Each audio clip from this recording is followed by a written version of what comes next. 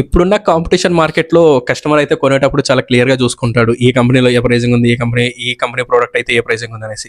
So వాళ్ళు pricing మీద depend అవ్వాల్సిన ఛాన్సెస్ మనకు చాలా ఉంటాయి. సో అప్పుడు ఏంటి, మనం ఏదైతే ప్రోడక్ట్ కానీ సర్వీస్ కానీ మన యొక్క కాంపిటీషన్ ప్రైజింగ్ అనేది మనం పక్కాగా చూసుకోవాలన్నమాట.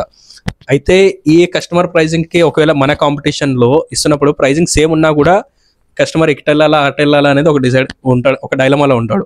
సో ఆ టైంలో మనం కస్టమర్ని అట్రాక్ట్ చేసుకోవాలి అంటే ఏం చేయాలి?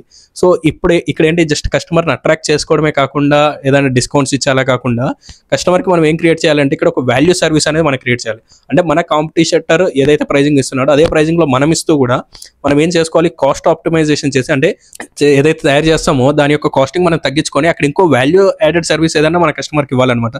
సో అప్పుడు ఏంటి, కస్టమర్ మన కాంపిటీటర్ దగ్గర కాకుండా మన దగ్గరికి రావడానికి ఇంట్రెస్ట్ చూపిస్తాడు. అంటే సేమ్ ప్రైజింగ్లో మన కంప్యూటర్ కాకుండా మన దగ్గరికి వస్తే ప్రోడక్ట్ వస్తుంది ప్లస్ వాల్యూ సర్వీస్ అనేది ఒకటి వస్తుంది.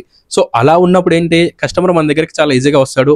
అండ్ ఇక్కడ జస్ట్ కస్టమర్ని అట్రాక్ట్ చేసుకోవడం కోసం ఏంటంటే జస్ట్ ప్రైజింగ్ మాత్రం అస్సలు తగ్గించకూడదు. మన లాస్ట్లో వెళ్ళి ప్రోడక్ట్ ఇచ్చేద్దాము, కస్టమర్ని రిటైన్ చేసుకుందామని మాత్రం ఎప్పుడు ఉండకూడదు. మన ఎప్పుడు ఏంటంటే క్వాలిటీ ఆఫ్ ప్రోడక్ట్ ఇవ్వాలి ప్లస్ వాల్యూ యాడెడ్ సర్వీస్ ఏదన్నా ఇవ్వాలి. సో అప్పుడు ఏంటి, కస్టమర్ మనకు చాలా లాయల్గా ఉంటాడు అనమాట.